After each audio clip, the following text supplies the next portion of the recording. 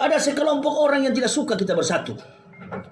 Komponen masyarakat bangsa ini tidak ada. Dia cuma jumlahnya kecil. Siapa mereka? Mereka yang suka mengadu domba. Kalau Anda betul-betul mencintai Habib Bandar Rizik Syihab, ikuti cara beliau. Saya saja yang baru masuk Islam ikuti cara beliau.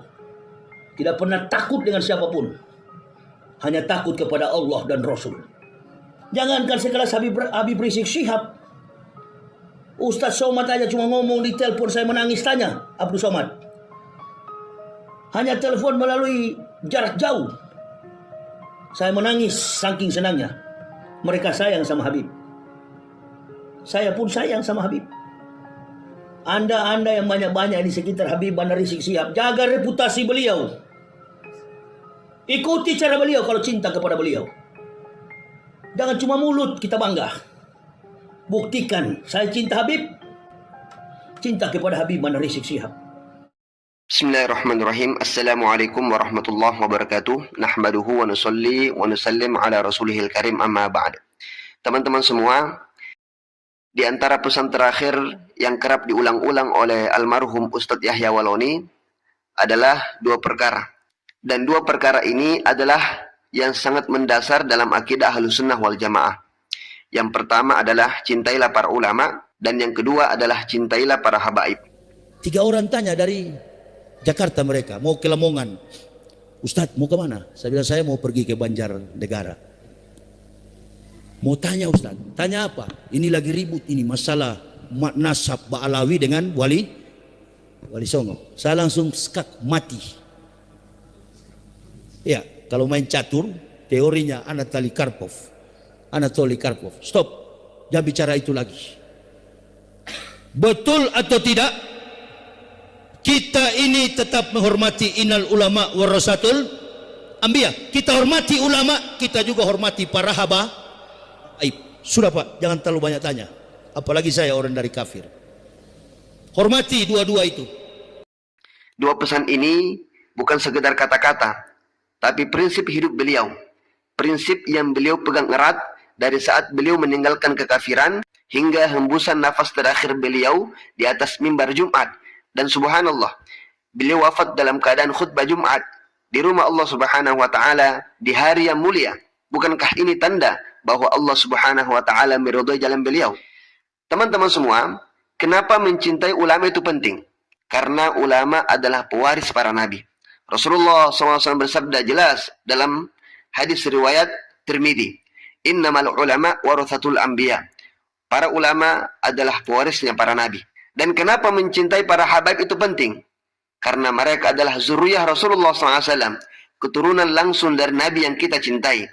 Rasulullah SAW sendiri bersabda dalam hadis riwayat Muslim, "Aku wasiatkan kepada kalian agar memperhatikan hak-hak ahlul baitku." Maka cinta kepada ulama dan cinta kepada habaib adalah bentuk cinta kepada ilmu dan kepada Nabi Muhammad SAW. Nah teman-teman semua, di zaman ini kita menyaksikan fenomena menyedihkan. Sebagian kelompok justru mencurigai para ulama, meremehkan habaib, dan menyebut mereka sebagai pembawa bid'ah, ahlu syubhat, dan lain sebagainya. Mereka ajarkan kepada umat mencurigai para habaib, menjauh dari ulama-ulama aswaja. Bahkan seolah-olah Islam hanya milik mereka saja. Padahal, para ulama aswajalah yang menjaga ilmu turun-temurun. Para habaiblah yang menjadi pewaris spiritual Rasulullah SAW. Kelompok ini dikenal luas sebagai pengusung pemikiran Wahabi yang mengaku membela tauhid dan sunnah, namun dalam prakteknya sering menyerang amaliyah umat Islam yang telah turun-temurun dijaga oleh para ulama dan oleh para habaib. Apa sih sedangkan orang tabligh ini bukan seperti Wahabi? Kalau ini Wahabi ini kan habis semua kita disisir. Ukuran jenggot jadi ukuran, semua salah sholat, maulid, segala macam. Kalau tabligh ini kan tidak.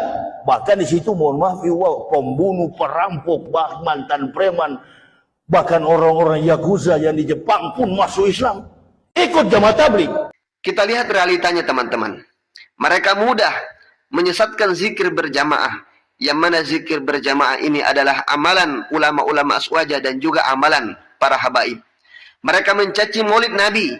Yang mana maulid Nabi ini adalah amalan ulama-ulama aswaja dan juga amalan para habaib. Mereka menuduh tawasul sebagai syirik, yang mana juga tawasul merupakan kebiasaan ulama-ulama aswajah dan juga merupakan amalan para habaib.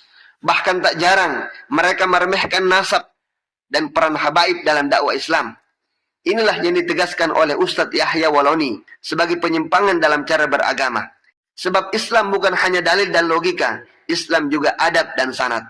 Maka pantas jika almarhum Ustadz Yahya Waloni memberi pesan yang tegas, cintai para ulama dan cintai para habaib. Karena itu adalah benteng terakhir Ahlus Sunnah wal Jamaah dari serangan virus kerasnya pemikiran Wahabi. Kalau Anda mengaku cinta kepada Ustadz Yahya Waloni, maka cintailah pesan-pesan beliau. Kalau Anda mengaku cinta Islam, jagalah adab kepada ulama dan kepada zuriat Nabi sallallahu alaihi wasallam. Rasulullah SAW bersabda dalam hadis riwayat Ahmad, bukan bagian dari umatku orang yang tidak memuliakan orang tua kami, menyayangi anak-anak kami, dan tidak mengetahui hak para ulama kami. Semoga kita termasuk golongan yang menjaga warisan ulama, memuliakan habaib, dan meninggal dalam keadaan husnul khatimah, seperti yang dialami oleh Ustadz Yahya Waloni rahimahullah. Jangan sibuk membid'ahkan orang lain, sementara kita lupa memperbaiki hati sendiri. Karena yang kelak akan menyelamatkan kita di akhirat, bukan debat, tapi adab. Bukan kerasnya lisan, tapi cinta kepada orang-orang yang dicintai oleh Allah Subhanahu wa Ta'ala dan Rasulnya.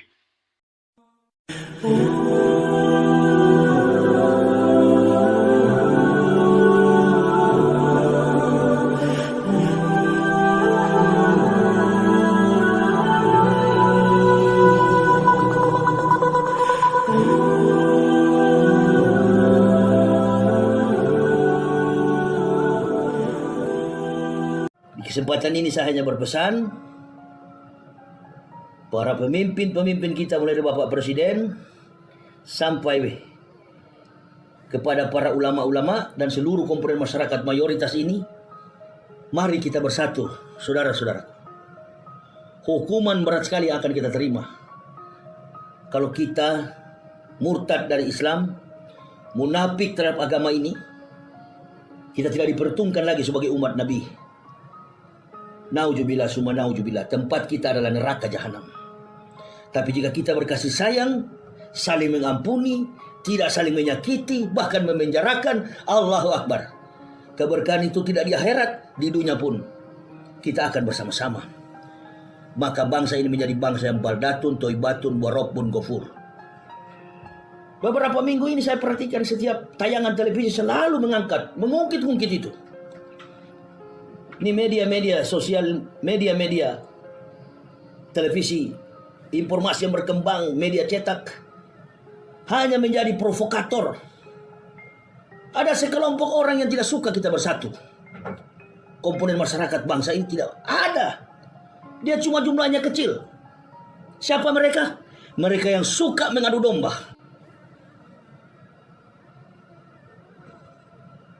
Saya pribadi orang yang tidak pernah ada dalam organisasi Islam manapun. Kepentingan kami masuk Islam adalah tujuan kami surga. Allah memberikan sedikit kemampuan untuk saya bisa berdakwah, saya berdakwah. Dengan tidak pernah meminta pembelaan makhluk. Ini ustu bi rabbi wa rabbukum. Hanya bergantung atas pertolongan Allah Subhanahu wa Ta'ala. Hadza sirati mustaqim. Itulah jalan yang lurus. Karena saya sadar bahwa kehadiran kami di dalam Islam itu atas berkat hidayah dari Allah, rahmatul hidayah. Oleh sebab itu tidak ada kepentingan lain kecuali akhirat. Dengan kondisi seperti ini, saya menyarankan kepada orang-orang yang ada di sekitar Habib Bana Rizik Syihab, biarkan beliau istirahat untuk mengatur program dakwah selanjutnya. Saya dalam perjalanan ketika beliau tiba, saya, suami, istri, dan anak di perjalanan dari Jambi, kami menuju ke Bakauni, tidak terkejar. Dan saya sudah berpikir, kalau kami tidak bertemu pada waktu itu, berarti kehendak Allah tidak bisa dipaksakan. Mengapa? Karena situasinya ternyata begini. Belum tentu orang yang di samping kiri kanan Habib Bana Rizik Syihab betul-betul sama sejiwa dengan beliau? Belum tentu. Belum tentu. Sudah banyak contoh. Para ulama-ulama termasuk Habib Bahar yang ada di penjara, tidak ada yang membantu. Lari semua. Ada yang berkepentingan politik mendekati Habib, ada yang mencari-cari muka. Kalau Anda betul-betul mencintai Habib Bahar Rizik Syihab, ikuti cara beliau. Saya saja yang baru masuk Islam ikuti cara beliau. Tidak pernah takut dengan siapapun. Hanya takut kepada Allah dan Rasul. Allahu Akbar. Jangankan sekelas Habib Rizik Syihab, Ustaz Somad aja cuma ngomong di telepon, saya menangis tanya Abdul Somad. Hanya telepon melalui jarak jauh, saya menangis saking senangnya.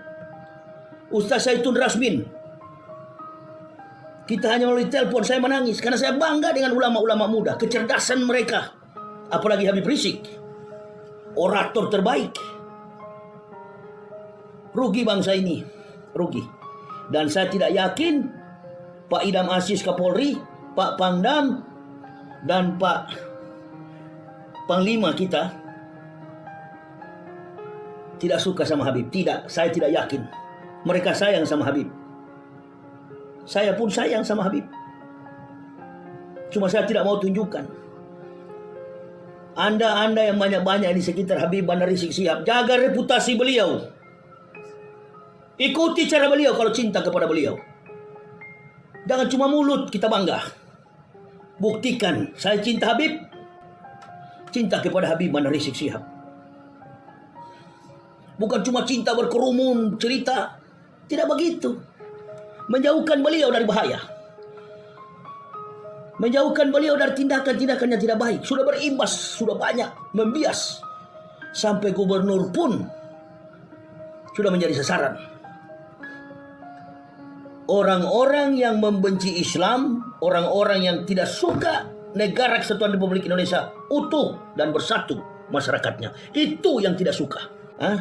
Bahkan mantan Panglima ABRI, mantan Panglima Angkatan Bersenjata Republik Indonesia, mantan Panglima TNI, Jenderal Gatot Nurmantio, dikatakan macam-macam dengan kata-kata kasar.